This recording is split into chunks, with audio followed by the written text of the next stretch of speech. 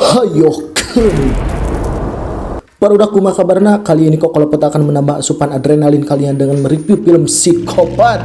Dan kalian harus subscribe channel kedua ini agar mendapatkan video-video selanjutnya.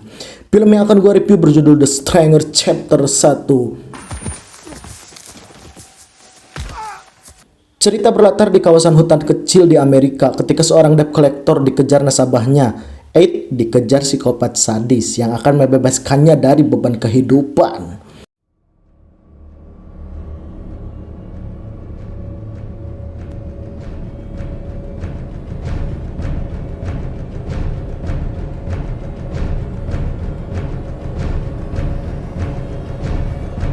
Hayo Kun. Menurut FCB terjadi pembunuhan 1,4 juta lebih per tahun akibat psikopat gabungan ini. Bahkan setiap 26 detik terjadi kekerasan atau pembunuhan yang disebabkan oleh psikopat sadis tersebut. Scan tiba-tiba beralih pada sepasang kekasih yang akan berlibur ke salah satu tempat wisata yang berada di wilayah Oregon, di mana momen liburan ini adalah perayaan anniversary hubungan mereka yang ke-5 tahun. Mereka tidak menyangka sudah menjalin hubungan selama satu periode pilpres. Di tengah-tengah percakapan si buaya ini malah ngajak adu congor. Tiba-tiba hampir saja adu congor mereka berakhir dengan adu banteng dengan pengendara lain sehingga penyakit pengeknya pun kumat. Setelah menghirup celengan kentut, si buaya merasa lapar hingga akhirnya mereka berhenti di sebuah resto kecil. Saat mereka tiba di dalam resto tersebut, tatapan aneh dari pengunjung dan penjaga resto seolah-olah mau mencicipi si cantik dan si buaya.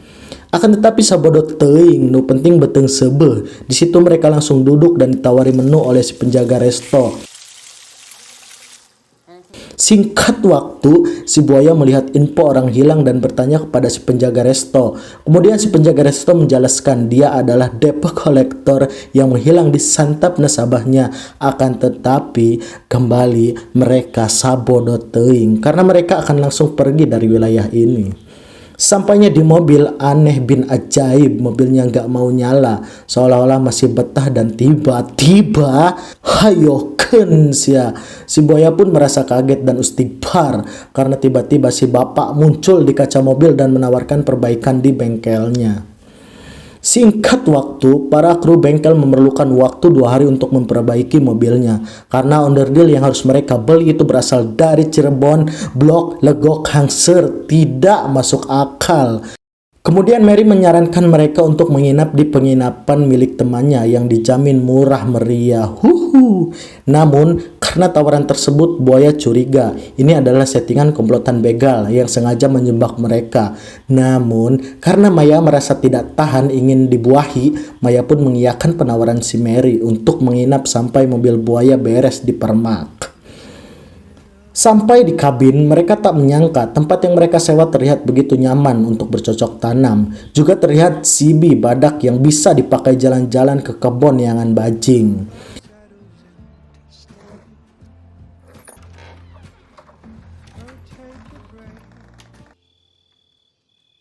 Saat Maya tahu kulkas di kabin modar, Maya menelpon si pemilik agar segera dibenarkan. Namun saat Maya sedang menelpon, hayo Kun, ada seorang yang sedang mengawasi Maya, namun karena sudah syahwat Maya tidak menyadarinya.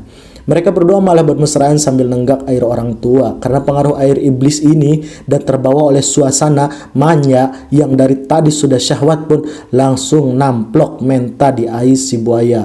Dan ketika mereka sedang melakukan pemanasan, tiba-tiba seorang ngegedor pintu sehingga mereka pun tidak jadi bebangkongan. Saat membuka pintu, tara, ada seorang yang poek puting gelap menanyakan seseorang yang bernama Tamara.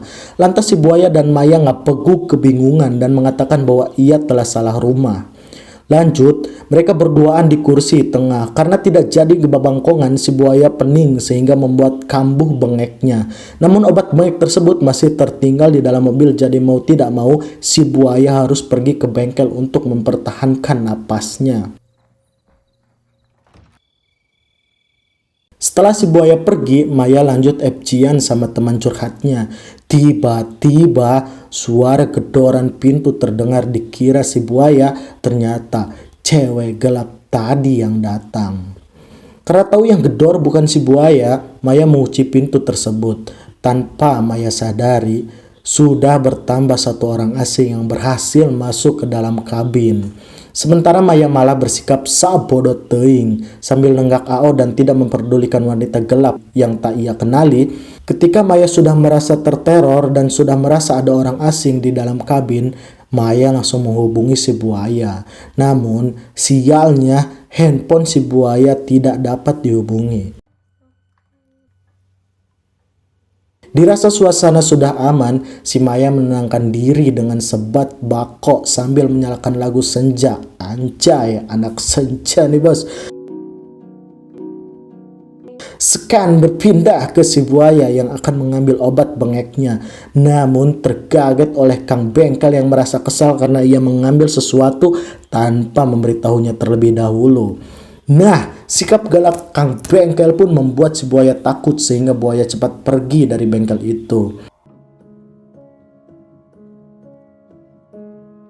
Kembali kepada Maya yang sedang berusaha menenangkan suasana dengan main alat musik pencet, kemudian Maya lanjut mandi. Namun, tanpa Maya sadari, ada psikopat mesum yang sedang mengawasinya.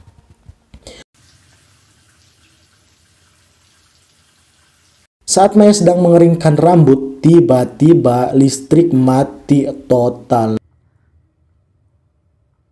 Lalu Maya bergegas mencari si piring listrik dan berniat akan menyalakannya. Namun, di tengah pencarian si piring listrik, Maya kembali mendapat teror suara-suara gaduh.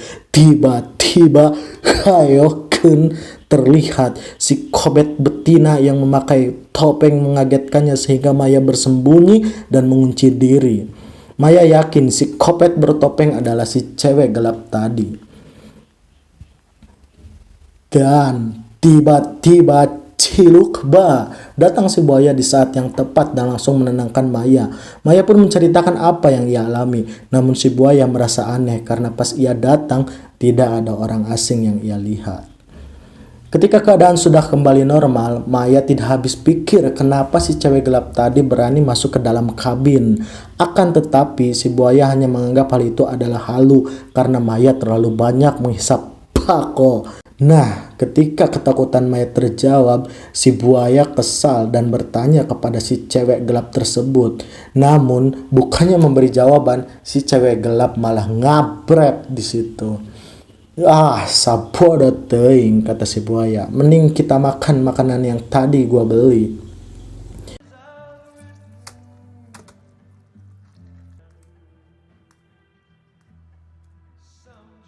Hayoken. Dikira saus, ternyata tetesan darah dari atas yang berasal dari bangkai ayam yang sudah tergantung. Mereka auto panik karena merasa teror para psikopat semakin parah. Saat mereka hendak mengunci pintu dan jendela, muncul kapak psikopat yang mengamuk. Buaya dan Maya terpojok, merasa kebingungan bagaimana cara melarikan diri dari sana.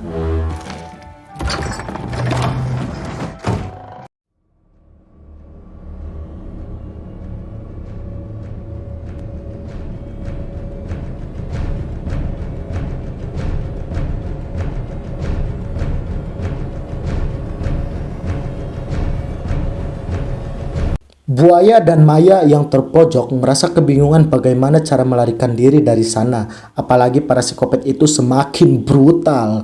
Namun tak apa maksud dan tujuan psikopat, setelah mereka pamer topeng, mereka pergi begitu saja. Dikira teror sudah berakhir, mereka berniat mencari bantuan dengan menggunakan motor CB badak yang ada di luar tadi. Tiba-tiba motor meledak. Rupanya para psikopat ingin mereka tetap berada di kabin ini. Maya dan Buaya kembali ke kabin dan lanjut mencari sesuatu yang dapat digunakan untuk melawan psikopat. Psikopat pun datang sambil menyalakan lagu ABG tua. Asik. Saat psikopat sedang menikmati aluran musik ABG tua, Maya dan Buaya berusaha kabur dengan melewati basement. Namun sialnya, tangan Maya terkena cucuk dan teriakan Maya terdengar oleh psikopat betina. Dengan menahan sakit, paku di tangan Maya dicabut oleh si Buaya. Setelah menahan sakit, mereka meninggalkan kabin dan mencari senjata di kabin orang lain.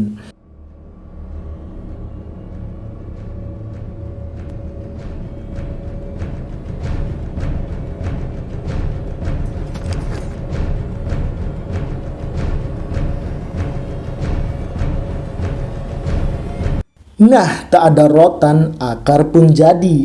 Tak ada senapan, arit pun mereka beli. Di tempat ini ternyata sudah ada satu psikopat yang sedang mengintai mereka. Saat mereka naik ke lantai atas, psikopat mengikuti mereka. Tiba-tiba, buaya berhasil menembak satu psikopat. Lebok siata. Mendengar suara ketokan di depan teras, mereka yakin itu adalah salah satu psikopat.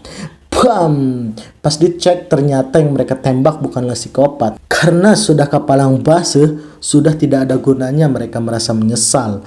Lalu mereka menggunakan mobil si pemburu itu untuk berniat melarikan diri. Namun sialnya, baru saja take over, mereka diseruduk mobil psikopat sehingga ceker buaya terjepit.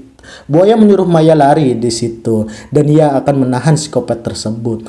Namun, psikopat mesum ini hanya tertarik kepada Maya sehingga ia lebih memilih mengejar Maya.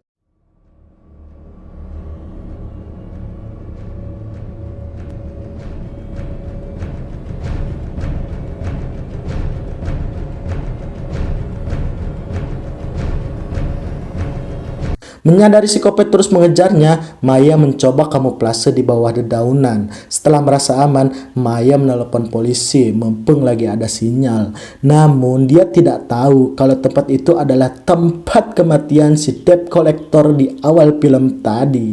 Akhirnya, Maya pun kaget melihat mayat si debt collector tersebut. Karena panggilan Maya, polisi dapat dengan mudah melacak keberadaan Maya. Bukannya menunggu bantuan datang, si syahwat ini malah ingin mengecek keadaan si otong buaya. Tiba-tiba,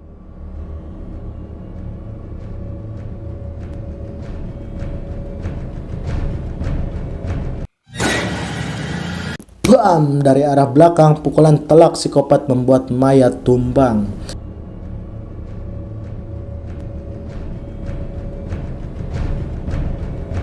Kembali kepada si buaya, dia terus mencari pacarnya dengan stok amunisi yang tinggal 2 biji. Namun demi sang pacar, ia tidak akan berhenti begitu saja.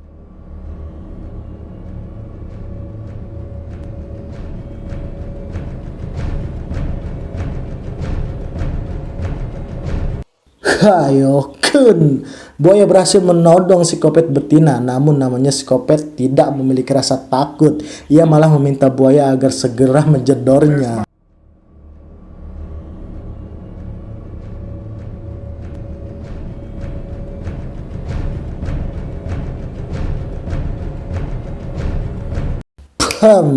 Goblok si buaya.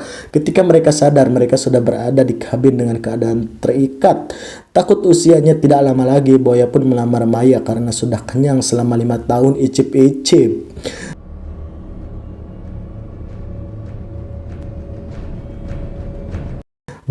Psikopat pun muak dan menusuk si buaya. Sambil menahan sakit, buaya tetap tegar di hadapan kekasihnya.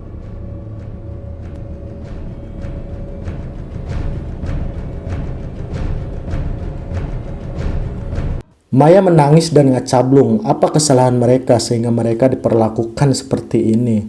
Lalu psikopat menjawab,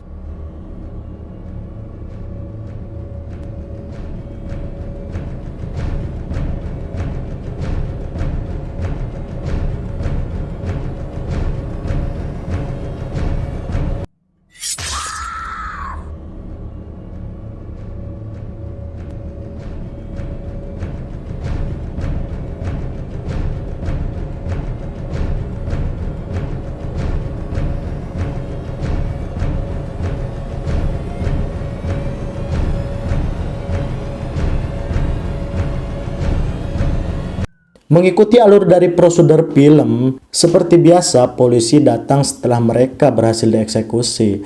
Tapi berkat bantuan si polisi, Maya masih bisa tertolong dan dapat dibawa ke rumah sakit tepat waktu. Akan tetapi, bukan psikopat namanya kalau tidak tuntas. Ketika Maya sedang di rumah sakit, Maya tetap diintai oleh komplotan psikopat. Baiklah, segitu saja review yang bisa gua bawakan. So, kalau kalian suka film ini, tunggu sequel keduanya ya. Sampai jumpa lagi.